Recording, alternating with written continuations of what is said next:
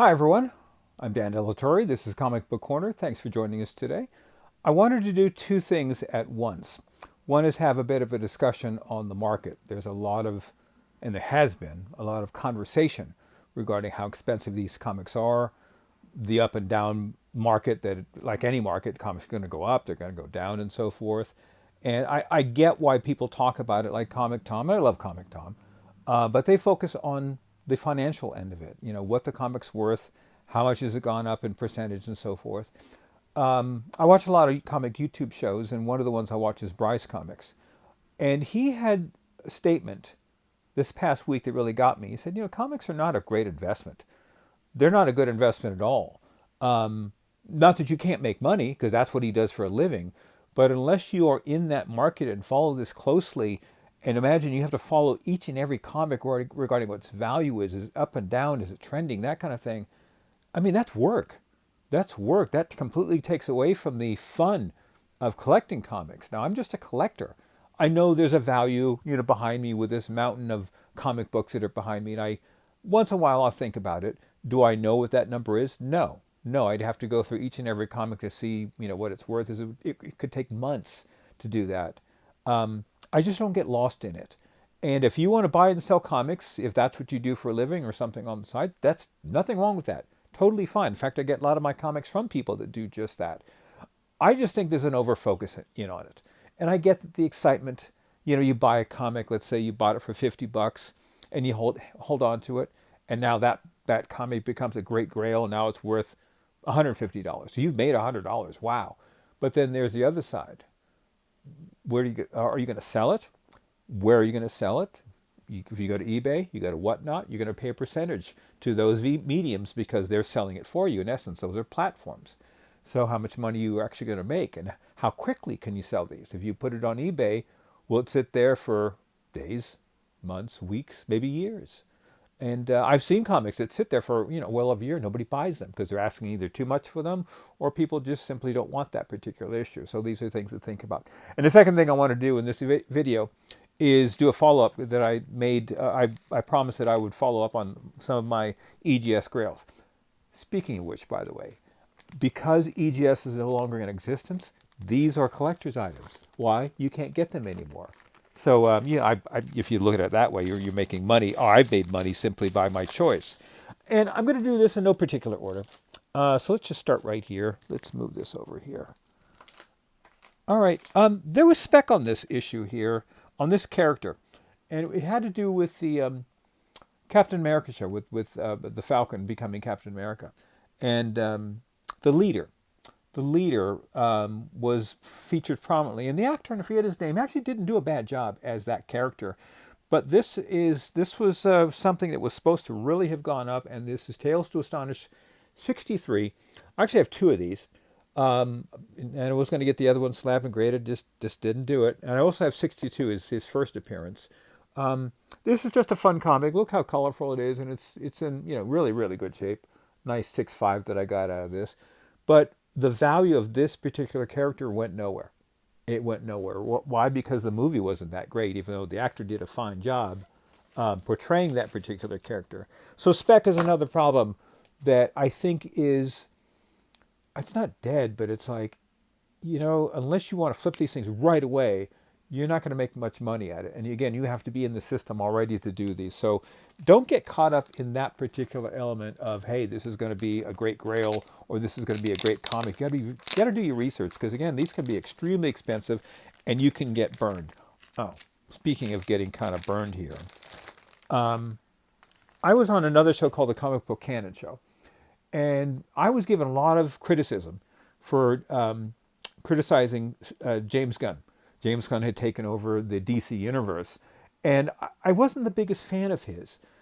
Guardians of the Galaxy was his biggest claim to fame, and to be honest, as an old collector, the Guardians were not a big thing. They weren't like the Avengers, X-Men, and whatever else. They were barely a third-rate team, and he brings them onto the MCU and does a fine job with them. But they were the least of my favorite movies.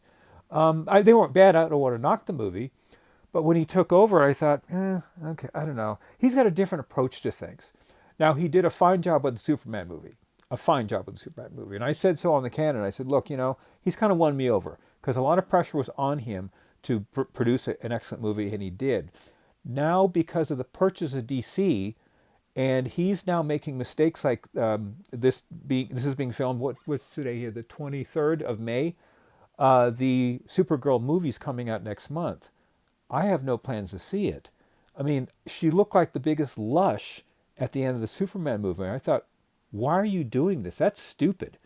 And that's it. It looks like there's going to be a lot more of that in that movie. And if that's Gunn's approach to this and that, I think he's losing a handle on the whole thing. And I mention that sadly because I showed this before, and this is All-Star Comics number 58, the first appearance of Power Girl. All these DC keys, which I thought were going to go up in value, I don't think they are. Again, with the uncertainty of the leadership of James Gunn and the ownership of DC, it's now up in the air. And all those DC keys that I was really tempted on buying, I'm going to put a pause on that. Now, I bought this because I wanted this. Again, this is a grail. I don't have many first appearances of DC characters. And I couldn't pass up the deal. I think I paid $35 for it, had it graded, and I got a 5.5 white pages. So you can't beat it. I think I would have made money on that one.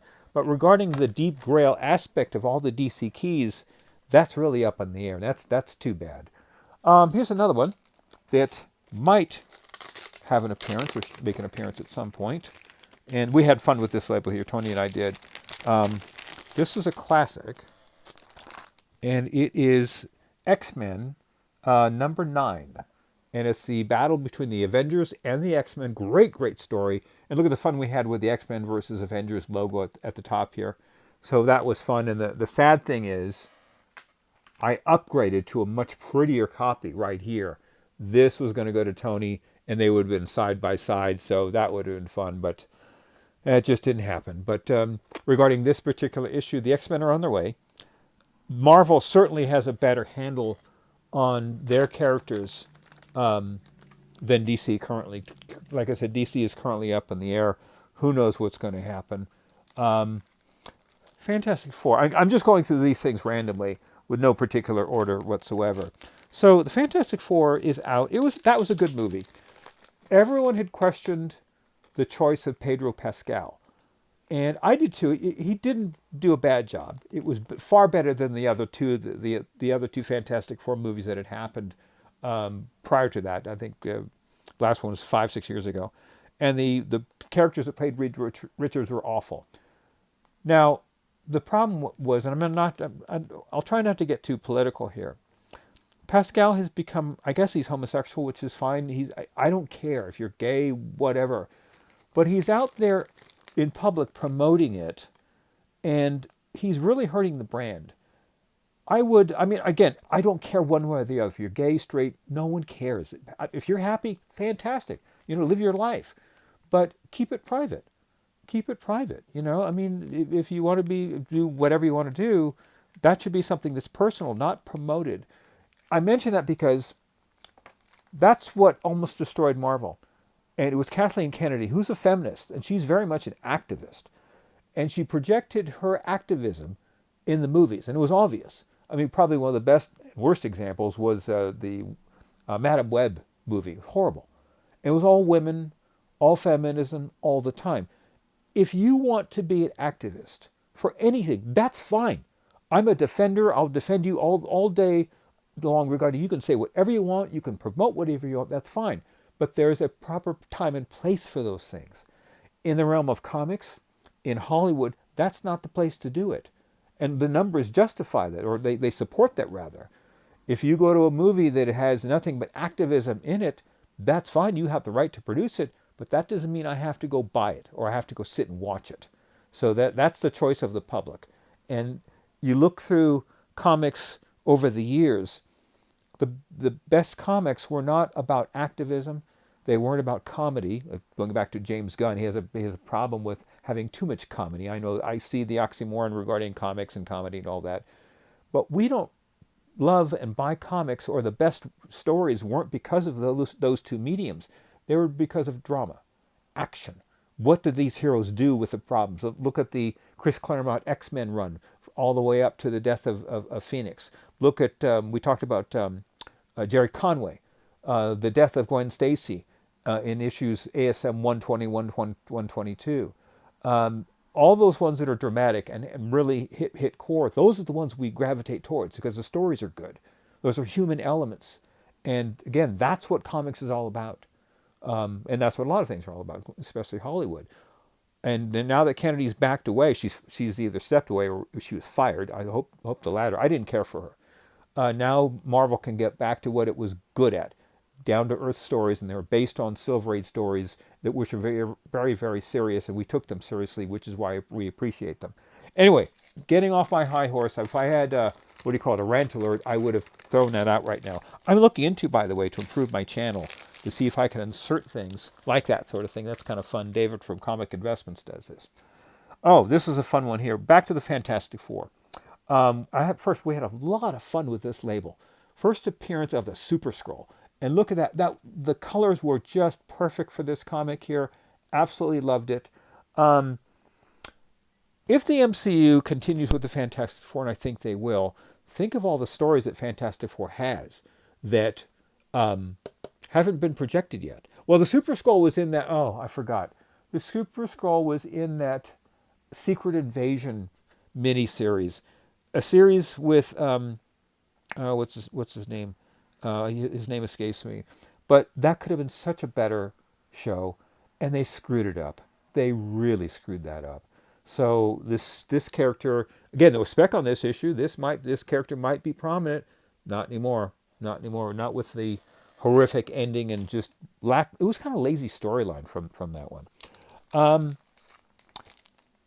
Here's another one to show you this. There is one. There's two, I should say. I think I showed this one before, and I'll show it again, just because. We never talked about census. EGS, when he doing a census, I know that's a big deal to everybody to look to see what's on the census and so forth. This is something I'm very proud of. I'm going to be very careful with this because they're very expensive issues. Look at that. I can guarantee you there's a census of 2 for Silver Surfer number 4. In my view, the most beautiful cover in all of comics, and here it is right here. John Buscema at his best, and Stan Lee, again, Stan Lee, who was just, this is a fabulous story. The story's underrated. I don't know why they knocked the story. They talk about the cover. No, what's in this cover, there's 2 things about this cover. There's the Thor versus Silver Surfer battle, and there's also the origin of Loki was in this one, if I remember correctly. Then that's fabulous. So anyway, here's these 2 right here. That's a lot of fun. If you get them, there weren't that many that were printed. Here's another thing I just noticed, by the way. As I was trying to organize for the show, I noticed this, and I have the triad.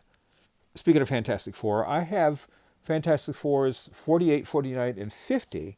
Here's this beautiful 50 here. Look how beautiful the brown background color is. Something else people used to rip on. And it's just stupid. I mean, come on, there's nothing wrong with that.